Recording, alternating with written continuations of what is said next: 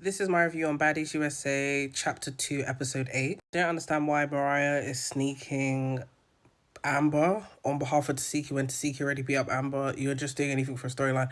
And this is what I mean. I don't understand why Mariah is here. Every single episode, it doesn't make any sense. I feel like Tinker is reaching for a storyline as well. You and Tommy already fought over the BB gun situation last or 2 seasons ago. I don't even remember. Why are you now trying to fight Tommy, and then you're trying to say, oh, it's about the outsiders? You weren't that pressed beforehand when this was happening, so I'm really trying to understand why you're doing this again. Is it because Lex is trying to fight her and now you have no other storyline because the K Rican and Cold Killer storyline is dying out? I understand where Lex is coming from, like, okay, you want to fight her because the outsiders, but at the same time, you've already fought Tommy at the reunion about this. How many times are you going to fight her about this? You fought her on Chapter 1 reunion. And then on top of that, it's misdirected anger because you should be angry at production for allowing her to bring people in because they're the reason why Soroka's on the show, and it's basically enabling the behavior of like, okay, if you fight one of the members or the cast members of Baddies, you might potentially get a seat at the table, and that's what's basically going to continue to happen. I feel like Rolly just wanted to show her front for the sake of it, because why are you showing your front for in the midst of this conversation with you and Summer? Doesn't make any sense. You just want to show us that it's, you've waxed it or you lasered it, whatever the case is. Amber is within her right to ask for that one-on-one from Mariah because Mariah, you just snuck her. Why wouldn't she ask for the fade? And this is why I also believe the allegations against Mariah and Lemmy as well, because there's favoritism here. Why is Mariah able to run away and always hide behind security and get away with it, but everyone else has to run their fades? It's not making any sense. I just want to know where Big Lex's energy is when Tasiki's bringing her own outsiders to fight other people as well. It's not adding up. Picking and choosing, this is the point. You're picking and choosing. Tasiki brought her friend to fight Tommy's friend, but also to fight Summer as well. Is that not bringing an outsider to fight a baddie? Where's the energy, Lex? Where's the energy, Tinker, as well? This is what I mean, hypocrites, because you're picking and choosing who it in regards to like who you're friends with, because Tommy is wrong for bringing the outsiders, but also so is production, and the same way with Tasiki bringing her friends or family and whatever on the show to fight people, and as we see next episode, Tasiki's friend or family member starts hitting Biggie. I'm also happy that Sorok took some accountability as well and apologised to Biggie. However, I do understand if Biggie still has her guard up in regards to Sorok, because obviously you snuck her off guard to get on the show. And yes, you're apologising now, but you can understand why I'm keeping my distance. I'm so glad Biggie and the other girls were able to finally get a chance to rehearse as well, because I'm actually tired of people continuously fighting. Nobody ever gets a chance to rehearse. And then what if, like, it's a continuous thing throughout the season where they keep fighting every time at the rehearsal, and then you don't have any time to really put the performance or make the performance a 10 out of 10. I don't know why Tasiki is having some sort of memory loss as well. She's the one that technically started with Summer at the rehearsals when they first went there to the first official rehearsal for Chapter 2. She threw the water at her, then wanted to fight her out of nowhere because she finished fighting. I don't know who it was on stage. And then, or I don't know who she was fighting or arguing with beforehand, but she took out her anger, misdirected it to Summer for no reason because Summer was just there. He told Summer to shut up. I also am confused as to why Tommy is trying to throw her sexual or potential, whatever it is, alleged sexual relationship with Summer in Lex's face, like Lex cares. At the same time, Tommy then is being weird as well. She's saying, oh, Summer is like a daughter to me. It's giving incest. This is what I mean with people with wow, can't get the words out. Basically talking a certain way, and it's like it's giving incest. Can you talk about, oh, she's a daughter to me, but at the same time you're saying in the same breath, oh, I don't mind if we were to do anything, whatever. Okay, let's get CPS involved. Then we get Tommy's friend and Tasiki's friend fighting as well.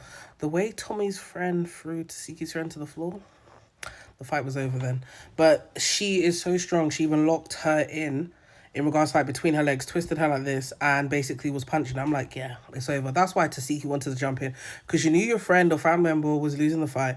And also, why is Tinker so adamant to get Tommy? We don't need you next season. We really don't need you next season. This is what I mean with, like, you had a good potential storyline beforehand, but you keep latching on to fight Cold Killer and K Rican, and then you're fighting them to the death as well, and I don't understand that either. Like, what is the reason to fight them every single time? You're weird. I keep forgetting that Fana is a police officer as well, but you're on with that anyway. But, like, I think it's the irony as well. Her talk about, oh, I'm a police officer, why is she saying that in front of me? Because not everyone likes the feds, and the feds have a racial bias against black people. But my point is, you're saying this, but as a former police officer, you're putting mace on your hands to attack a member of the public.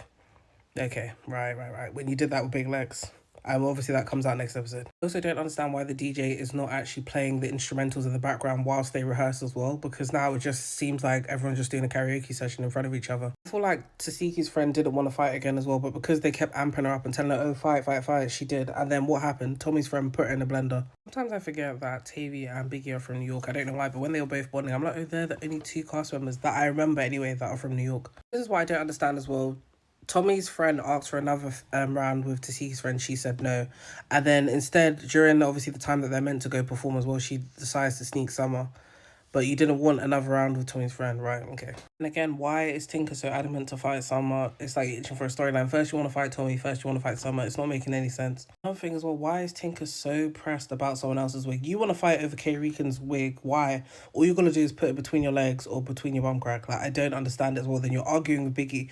And Biggie, as we all saw as well, and the tapes showed, she literally picked up everyone's belongings that was on stage to go hand it back to everyone. And you've already beat up K-Rican. What more do you want with her wigs? She's talking about, oh, I collect all my ops wigs to do what with? You're weird. Again, if Biggie is a mutual party, what is the issue that she's trying to help everyone? Because if the shoe was on the other foot and your wig was on stage, I'm sure you would want Biggie to give it back to you as well, the rightful owner. And all I'm getting from this situation between Tinker, Biggie, and Lex is that all this is stemming from South Korea, and we're never going to get to the root of this problem unless people will take accountability on both sides. On top of that as well, we now get to the next rehearsal, and I'm glad that Natalie is being nice to Biggie as well. I feel like drunk mind speaks sober thoughts as well, and Natalie just, the alcohol took over and she was saying what she really wanted to say about Biggie for no reason. I really do like DTB's confessional look as well. I feel like she's experimenting. I also did like Cold Killer's confessional look as well, because obviously she has the red eye because Tinker really thumped her in the face, and obviously she's doing like a red and black theme on the outfit as well, and also the contacts. Everyone ends up performing their song as well. I feel like Rolly needs to start releasing more music as well, to a point where we get an EP or album out of her, because she has so much potential but she just doesn't use it. I think DTB, obviously her performance was really good as well. She obviously has these stage outfits as well to perform in, sorry. Biggie is a big star as well here, and I feel like she does get credit, and she is getting her credit nowadays as well. I think Natalie as well, amazing performer. And I believe Dolly has a hit on her hands. We already know this anyway, and she's getting better every time that she performs. One thing Tommy's got to do is give high fashion. Like, the outfit alone was amazing. Obviously, she had the Chanel top.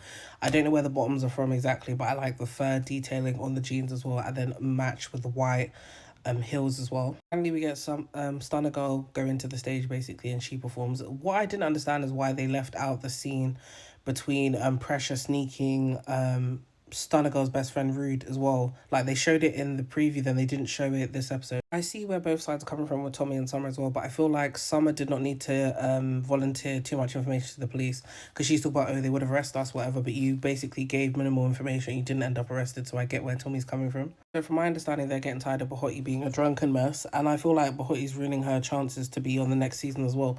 Stick to making some music and being a part of the baddies without getting so drunk and belligerent. I agree with Rolly. I feel like Biggie, in my opinion, has outgrown baddies, and she doesn't need it at all to actually utilize her platform or the music as well, because the music does well outside of baddies as well. But I feel like some people, they get too comfortable and they're like, oh, I need baddies to help me with my career, when it's not even the case. Crazy, because I even forgot Egypt was on the show because she was gone. I don't even remember why she even left the show for a bit. What's crazy is I didn't even know that Tasiki left a hole in Sorok's face, because you can't even see it there at all. And Tavy and Pressure have a sit down as well. I feel like Pressure looked really good in her outfit that she had for the sit down, but what I don't understand is why they didn't air the footage of Pressure talking about Tavy's child, or Tavy show it in the confessionals as well, what she exactly said, because nobody knows. And obviously Pressure is saying that she sticks by her word in regards to, like, she never said that.